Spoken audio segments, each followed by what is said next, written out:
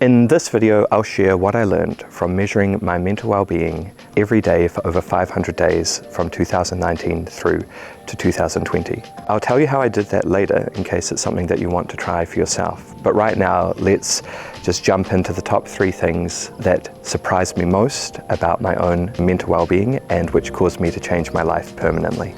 My first surprise was seeing how much my mental well-being actually varied, and that it was generally lower than what I thought it was. In hindsight, this isn't much of a surprise, as I was working mostly solo back then in the wilderness for up to 2 weeks at a time, and the work was quite hard physically and mentally. I noticed that when my work periods were finished after the 2 weeks and I'd spent some time with my friends and my girlfriend, that my happiness and my well-being would just shoot right up there. And then when I went back to work, it would crash out once more from the isolation. Wow, lots of thunder tonight. After noticing that for about a month, we came up with a new plan to make sure that I would always have support in the form of a small team or a buddy who was there with me, just to make it more sustainable and safer. And I think that when I looked in the data, then that boosted me up by about 20% in terms of having more happiness and mental well-being, so it was well worth doing. And since then I've been very conscious about the kind of teams that I work with and the structure of how I work. The second thing that I learned from measuring my mental well-being every day for 500 days was that rest changes everything. For a very long time through my 20s and my early 30s, I was not someone who had enough rest. What would happen is that I'd have a few nights where I wouldn't sleep well enough and get more and more tired, and then my whole life and identity would kind of get a little bit wobbly and start to become quite difficult. I would notice myself making more mistakes, being less happy, being more irritable, and also taking more risks than I needed to. So I decided to trial a rest day once per week, usually on the Sundays when I was not working. Typically what such a day would look like is that I would wake up late, so I'd sleep in, then I would do some chores to make sure that the house was all nice, and then for the rest of the time I would just thoughtfully blob and try not to do anything that was too productive at all, or that would trigger me into feeling like I was working. What I saw through the measurement of my mental well-being was that for that rest day and for the subsequent 3 to 4 days afterwards, then I'd generally be much happier, I'd be calmer, I'd make better choices, and life itself would feel much better. The third and most influential thing that I learned from measuring my mental well-being every day for 500 days was how impactful toxic relationships really are. And I'm not talking about toxic people, because they certainly exist, but I'm talking about those relationships that we build somehow through stupidity or accident that just turn bad, and yet we still tend to want to fix them or maintain them. Maybe it is years of boundaries slowly being crossed and shifted, or maybe it's one big event or misunderstanding that people cannot move past. Whatever it is, toxic relationships are not sustainable. By the end of my 30s, I had built up a number of these toxic relationships.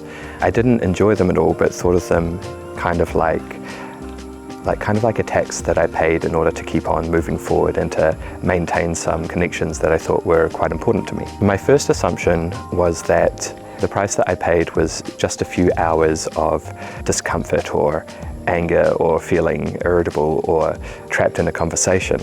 But this was wrong. When I started measuring my mental well-being, I realized that it wasn't a few hours and it wasn't a few days, it was a few weeks, sometimes a month after one such encounter, until I felt back to normal once more.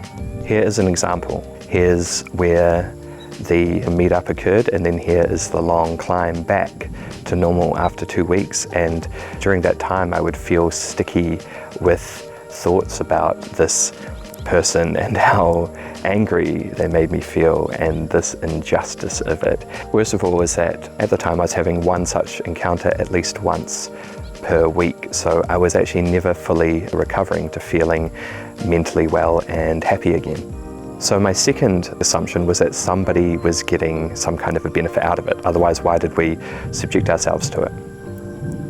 And it certainly wasn't me, so it must have been them. So I started testing this by paying greater attention when I was meeting up with these people and actually watching them to see if they were getting something out of it. What surprised me was that they weren't. There wasn't any benefit for either of us. It's like we'd just constructed some kind of a ridiculous, stupid machine that we were slaves to in order to maintain a harmful connection. So by and large, I deleted these toxic relationships. I wrote a few letters to the effect of enough is enough, and that was that. It's funny because I actually felt incredibly guilty about it all because I wasn't used to being assertive or actually having healthy boundaries about these kinds of things. But then something wonderful happened. Over the following months, my mental well-being and happiness went up and up and up by about 40%. To put that into some kind of a perspective, I went from someone who over 50% of their days were bad days into someone who had less than one bad day in 10. So it absolutely transformed my experience of life and health and happiness. I had so much more energy to contribute and invest in the good relationships in my life. And I even had enough left over to start a business and begin giving back to the community in some way. So it shows you after 10 years of just trying to serve these toxic relationships, how much of my self and of my resources I was putting into them for no benefit to anybody. So those were the three biggest things that I learned from measuring my mental well-being every day for 500 days. Now, if you want to try measuring your mental well-being too, then just use the Wellstream app.